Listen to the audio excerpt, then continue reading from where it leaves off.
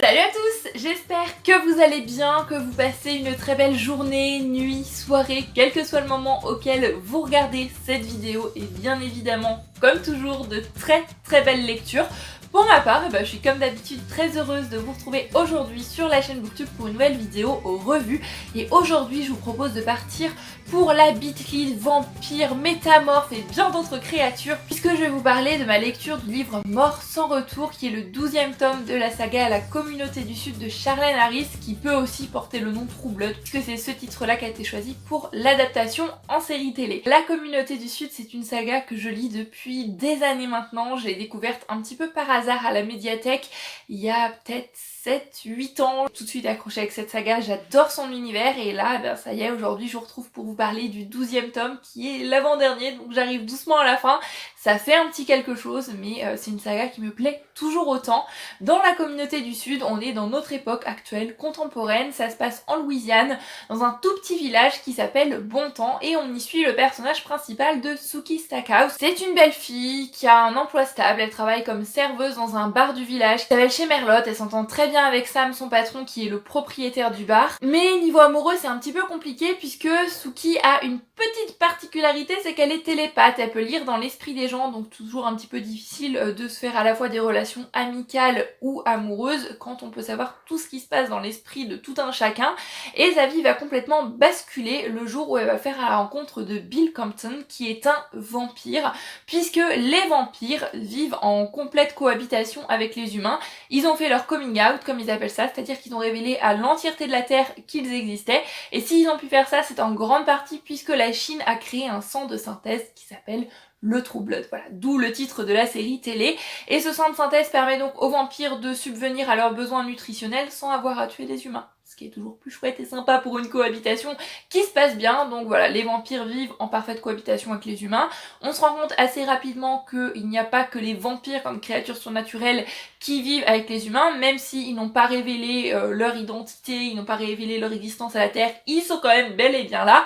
Et la vie de Sookie, comme je vous disais, va changer lorsqu'elle va découvrir les vampires, puisque les vampires étant des êtres qui sont en partie morts, ils n'ont pas de pensée. En tous les cas, ils n'y arrivent pas à y accéder, leur esprit est comme éteint, et ça pour elle, c'est reposant au possible.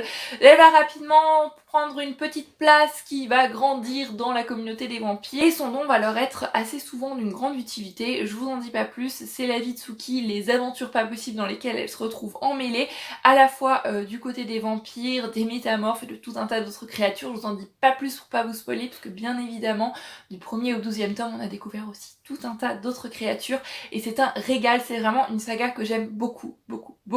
Je lis pas beaucoup de Bitlit, et je ne sais pas laquelle je vais lire quand j'aurai terminé cette saga là, mais je vais continuer en tous les cas, parce que là, c'est vraiment une très belle découverte, et comme je vous l'ai dit au début de la vidéo, ça me fait quand même un petit quelque chose de me dire que j'arrive à la fin de cette saga-ci, qui m'a accompagnée pendant des années maintenant. Donc pour en venir maintenant à mon avis sur ce 12e tome, Mort sans retour, ça a été un très bon tome. C'est vrai que les tomes précédents, notamment le 9, 10, 11 peut-être, je trouvais que ça s'essoufflait un petit peu, que ça manquait de rythme, qu'on tournait un petit peu en rond, parce qu'une saga qui fait 13 tomes quand même, faut tenir un peu la longueur. Et là ça y est, on arrive à la fin de la saga, on le sent, le rythme est reparti, on est vraiment dedans, plein de révélations, il s'est passé vraiment beaucoup de choses dans ce tome-ci, et ça m'a fait vraiment plaisir. Ça m'a fait plaisir de retourner aussi, bien sûr à Bontemps, de retrouver tous les personnages. En plus, on retrouve certains qu'on n'avait pas vus depuis quelques tomes, et ça c'est vraiment chouette. Et surtout de retrouver Sookie. Sookie, c'est un personnage principal juste génialissime.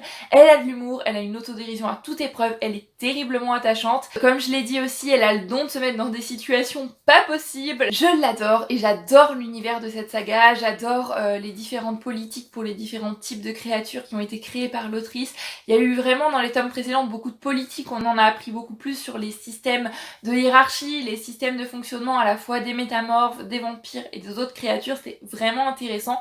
Mais j'ai été contente dans ce tome-ci qu'on laisse un peu le politique de côté, même si bien évidemment il est toujours là en trame de fond, qu'il y en a besoin, puisque la politique va quand même influencer certains comportements de certains personnages, mais on retrouve le côté un petit peu enquête, c'est-à-dire qu'il va y avoir un meurtre, il va y avoir un personnage qui va décéder au début du livre, et il va y avoir toute une enquête pour savoir qui a fait ça, pourquoi, comment, avec... Voilà, une enquête menée par Sookie et un autre personnage, et c'est ce qu'on avait dans les premiers tomes, c'est ce que j'aimais aussi, le côté enquête, et j'étais vraiment contente de le retrouver dans ce tome-ci, et ça a super bien fonctionné. La résolution finale, je l'ai pas vu venir, en tous les cas pas dans tous les petits détails, et ça c'était vraiment chouette. J'ai aimé aussi le fait qu'on ne soit pas centré seulement sur les métamorphes, seulement sur les vampires ou seulement sur les autres types de créatures.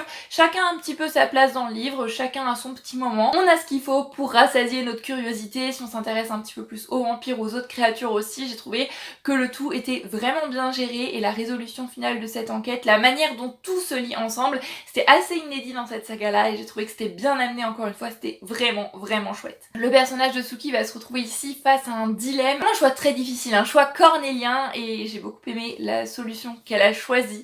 Je vous en dis pas plus bien sûr, mais j'ai trouvé que c'était vraiment bien. Petite idée sur la fin de la saga, donc j'ai vraiment hâte de lire le tome 13 pour ça, pour savoir si j'ai bon, si j'ai trouvé tous les éléments de résolution. Et la fin de ce tome-ci était juste waouh.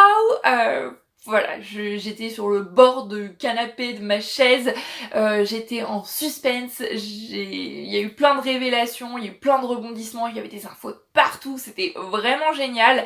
C'est un livre que j'ai dévoré, vraiment les pages se tournaient toutes seules. Sans que je m'en rende compte, il y arrivait des soirées où je lise 2 heures d'affilée parce que j'avais tout simplement pas envie de quitter l'univers, que le suspense était vraiment bien mené, que j'avais envie de savoir la suite de l'histoire.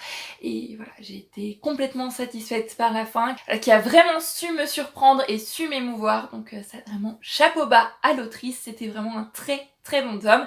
Et bien maintenant j'ai hâte de savoir la suite et puis le fin mot de cette saga-ci que je ne peux bien évidemment que vous recommander. Et si comme moi vous n'êtes pas forcément fan de Bleak Fleet et vous dites ouais, tout ce qui est vampire, métamorphe, loup-garou, etc.